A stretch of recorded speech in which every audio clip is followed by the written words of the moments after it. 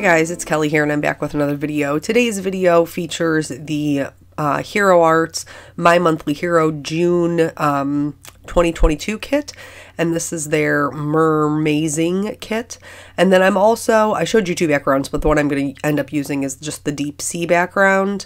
Just some things of note, this kit is, once it's sold out, it's sold out, and I think it's like 35 bucks for $72 value. I'm going to be showing you how I made these backgrounds today. Now, I'm an old crafter, so I have this thing called a brayer. Mine's a speedball brayer.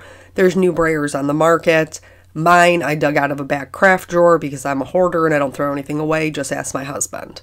But I really wanted to create some kind of fun backgrounds with the solid background stamp. And so that is how I ended up doing this technique.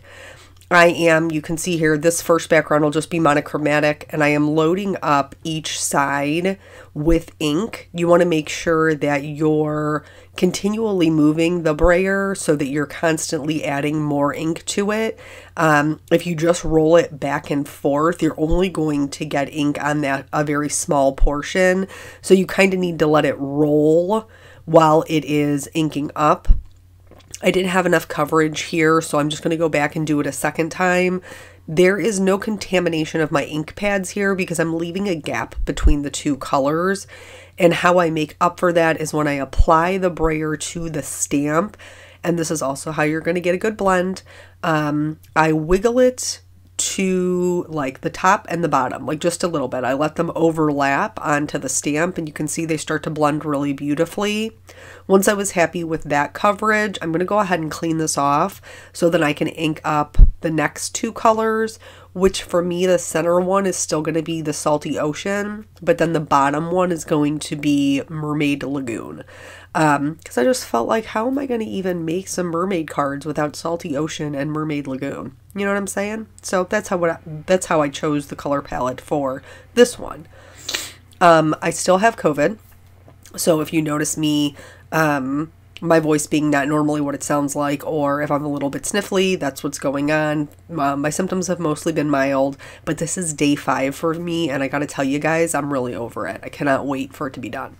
But anyway, back to the crafting. So now, once I have the second two colors loaded up on the brayer, then I'm going to go ahead and put those down.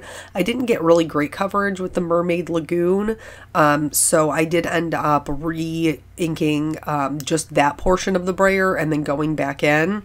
And here is where we're going to get the watercolor look from. This is not watercolor paper. This is Nina 80-pound solar white cardstock. So I just have a little mister here. I'm just going to put down a little bit of water. The more water you use, the less crisp your image is going to be, and the more washed out and watercolored your background will be. I just used maybe 3-4 little spritzes, and then I'm going to put my cardstock down on top of there and use a scrap sheet to lay over it so I don't get my hands all inky. And then I'm just going to apply smooth, even pressure. I'm going to hold the cardstock still with one hand and move my other hand so that I can get a really good impression. And without watercolor paper at all, we have this beautiful watercolor background where all the colors are blended and really pretty. And so this first one is monochromatic, but I'm going to show you how you can also do this same technique with multiple colors. Just make sure that you have colors that work really nicely together. So I'm going to have a yellow into a pink into a purple, and a purple into a teal. And those will all work really well. Again, there is no contamination between the two ink pads because you leave this little bit of a gap in between the two, and then blend that as you're applying the ink. So this is just kind of like one of those fun techniques that you can do with just about any solid background stamp that you have, or if you don't even have a background stamp that you want to use, you can do this same technique with just the brayer and make some really beautiful blended backgrounds. That is originally what I bought it for like 15 years ago, and I think the cheapest one I saw of this particular brayer that I have was like $14, and I think that was at scrapbook.com. But they'll all be linked below. There's a couple of different options. And then there's also other brayers on the market, the Tim Holtz brayer that, you know, you could probably do the same thing with, but I felt no need to purchase another brayer when I already own one. If you are like, Kelly, I don't want your stinking brayer. I don't want it. I'm not interested in your brayer. I just want this background without your brayer. I totally get that. So you could still get the same kind of look, just a little bit differently in the Hero Arts June release for this My Monthly Hero. They have another stamp set called Mermaid Cove, and it's basically the positive of this background stamp. And so you could stamp those, white heat emboss them, and then do your own inking and then spritzing over top of that to get the same kind of look. But if you do that, I would recommend doing that on watercolor paper. I will show you later. When I originally tried this, I did try it on watercolor paper, and I just didn't like the results, and I'll explain to you why I did not like the results when we get to that part. So here, everything's all inked up. Now you'll notice that I am working with Distress Oxides. I wanted to make sure that my ink was going to stay wet enough, and since they do have those pigment properties, I knew I had a better chance of it staying wet. Here I'm just going in with a clean paper towel and kind of blotting up some of the bigger water sections that I just didn't really love before I put my cardstock down. And then just doing the same thing, you know, using that scrap piece of paper, holding it in place and applying even pressure. I did this 2 times before I filmed it, just to see if I was going to like the results I was going to get while I was playing around with it. And I think a lot of times you guys see like the end result, but you don't necessarily see the playtime. So please remember that, you know, we are all playing around with these different techniques, trying to get the look that they want, and we just, you know, share it with the rest of the world when we finally get something that we're happy with. So here, these are the 2 that I made before I filmed. This first one I'm going to show you is actually the stamping without spritzing it at all. So you can still get a really beautiful blend. It just wasn't as watercolory as I wanted. And then this piece is the one that's on watercolor paper. And I think that it looks like this because watercolor paper is meant for the water to sit on top and not absorb into the paper. And that is why you can watercolor on it. But because of that, it was just really kind of messy and my images weren't as crisp. Not to mention, I did the brayer without doing 2 colors at once. I just did 1 color at a time, so they weren't really that well blended, just for, you know, full transparency. Back to the kit, in case that you are unfamiliar with them. So it's $35, you subscribe to it, and then you're guaranteed to get the kit. Or they have a limited number that they sell at the same time if you're not subscribed to it. And once those sell out, then they're sold out. It's $72, I think it's $72 worth of product. So like stamp, die, ink pad, some pearls, and then a aqua brush, I think is what came in this kit, which is amazing. I mean, for $35, you cannot find something like that. So that is out there if you're interested in that. But then I would also encourage you to check like the add-ons, because the add-ons are typically something that they have available in the store all of the time, and they're all super great and heading into summer and all that stuff. So if you have been to my channel before, you know that I do a lot of Copa coloring, usually, not lately for some reason. Last couple of videos, huh? A couple had a few in it, but you'll notice that this is sped up quite a bit. It is sped up quite a bit because I made so many backgrounds. I ended up making 3 cards out of what I had, and I wanted to be able to show you each of the images in case you were going to be coloring your own mermaids or your own fishes or your own coral, whatever you got going on. So I didn't want to cut any of it out, but at the same time, there was so much of it. When I first uploaded the footage, I think I had 2.5 hours of footage, and that's not even counting like the times that I paused it because I was in the middle of doing other stuff that didn't even need to be recorded. So it was a long one. It was a lot of work to pare it down just to be, you know, whatever, 25 minutes long. But I didn't want to leave you with no Copic coloring, because that was the other alternative, was to just do the background and no Copic coloring, and I didn't feel like that was really fair either, so this was my happy medium, just speeding it up.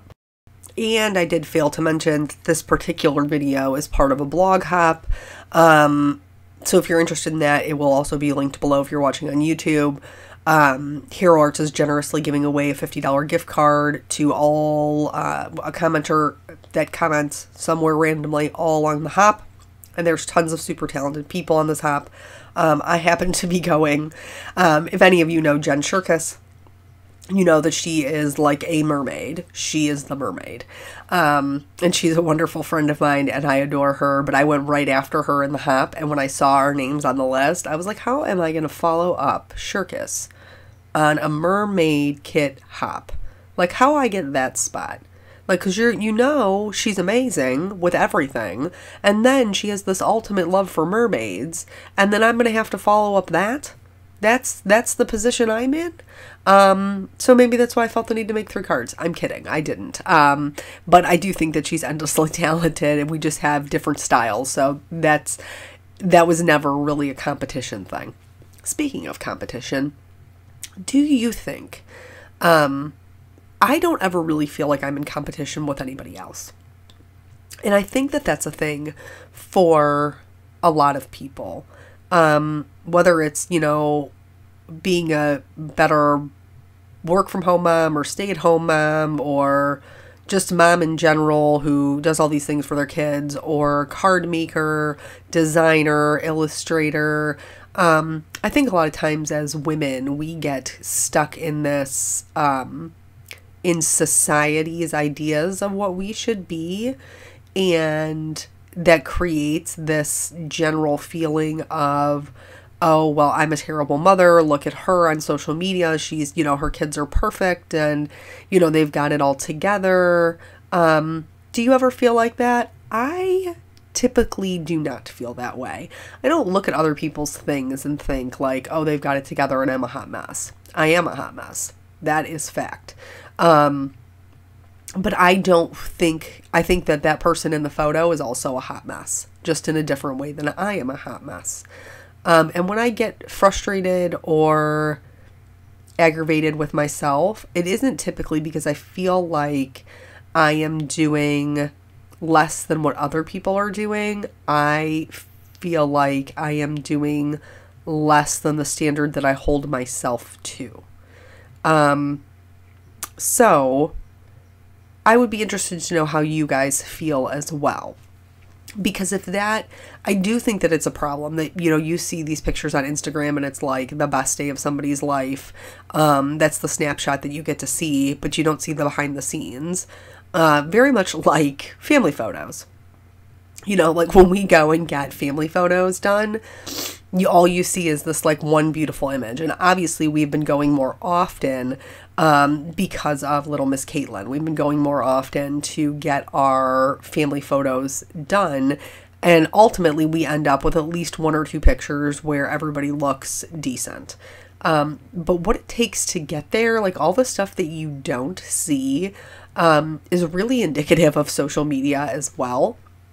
Because there's all of these things in the background, like everybody trying to find their clothes so that they match, me getting ready in a timely fashion so that Eric doesn't feel like he's completely by himself, to taking care of our kids while I'm spending 2 hours getting ready.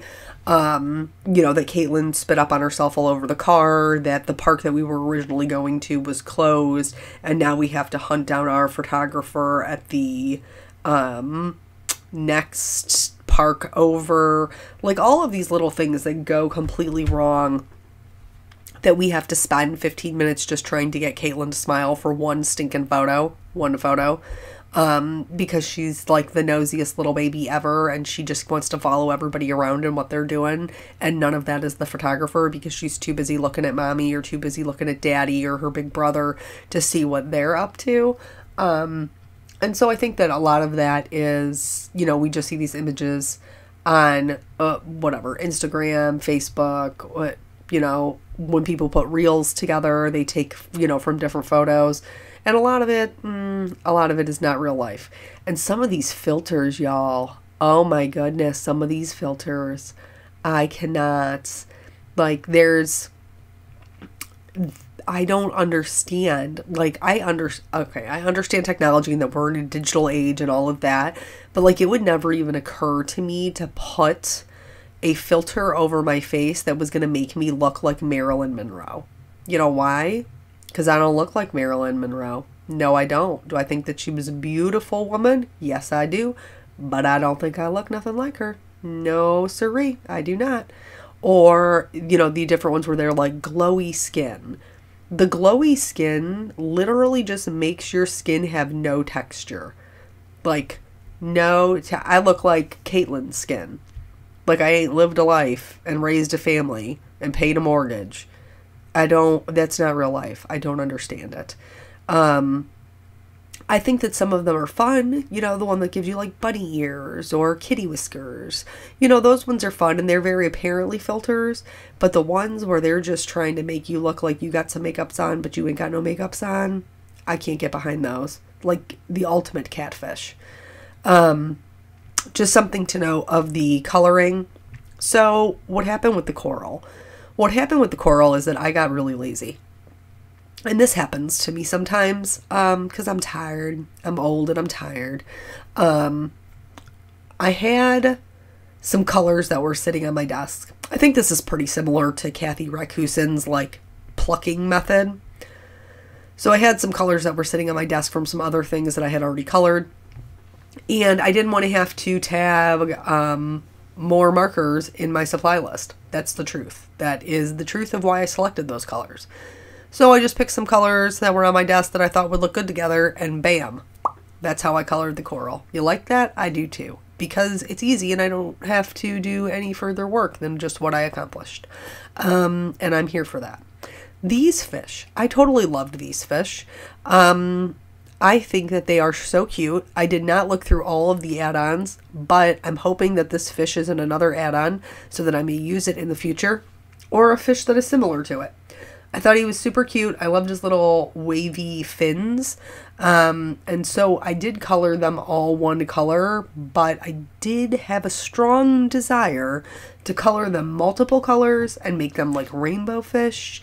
But I didn't because of time constraints.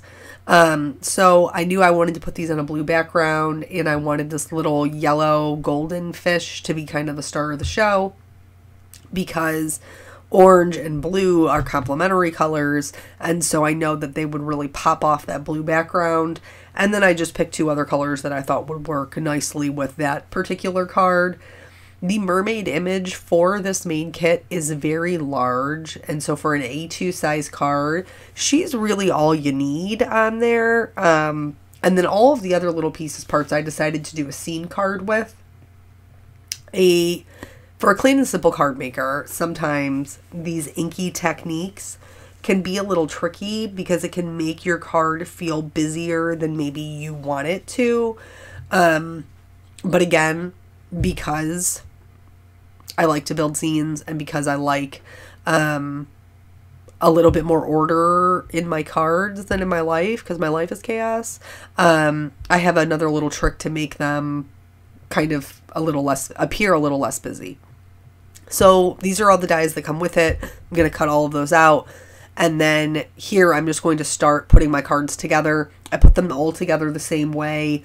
There was foam tape on the main image and then a foam tape underneath the sentiments. The sentiments were stamped in Versamark and then heat set in white embossing powder. I cut that portion out because, again, this video is already very long, very long and involved. So I'm just going to adhere those with foam. I'm not going to show you me putting together all three of the cards. I'm just going to show you this one because, as I've just explained, they all went together the same way. I am going to show you, though, the other little trick that I talked about for making the scene a little less busy. And that is, you guys have seen me do this before with the white outlines. This looks, like I said, a little chaotic because there's a lot of white outlines. There's a lot of images that are laying on top of each other. I did give myself a little bit of ground for this one. for those items to sit on. And then I'm going in with Copic markers that match my background, and I'm coloring in that white area. You'll see, I'm not going to show you the whole thing. I'm not going to show you me doing the whole thing. I'm going to show you a couple colors, and then I'm going to show you the final thing. Especially with that jellyfish, like where that white is really just sticking out, or down here where they have that all the coral and the stamp background, that those items kind of get a little bit lost in the colors. But once you take out the white portion, the scene starts to make a lot more sense. It kind of brings it back to earth and gets rid of that kind of crazy feeling that it has when you look at it. And then, you know, each of those images can kind of be their own little star in our scene here. And you could build this a bunch of different ways. If this still looks too busy for you, even with the white outline covered up, you certainly could just do a simple ink blending background. Here I wanted to show you, I got overly excited. I colored in that whole fish's background with the teal color. And so you can see the teal that cuts right through that purple fish. Have no fear. I'm going to go in with my purple right over top of it, and you're not even going to be able to tell the difference because this color is lighter. But if this happens to you and it's not a color you can just cover up, just go in with your colorless blender. Be a little bit careful because you don't want to cause it to bleed into your image, but remove as much as it as you can and then put your color over top. I got a real problem adding detail. You guys know this. And so I did go in with a white gel pen, and I added some detail to my mermaid's tail, to my fish, and then just a couple of little highlights on the jellyfish, coral, things like that. Of course, I had to add some shimmer because I don't have any shimmer in my background. Goodness gracious, how did we get away without that? I do not know. But I did add some shimmer to my main images. And then that's really it. So that is all 3 cards. These were super fun to make. I really enjoy the way that they came out. I hope that you are inspired to try that technique if you have a brayer or if you're in the market to pick one up. Thank you guys so much for joining me, and I will catch you on the next video. Bye.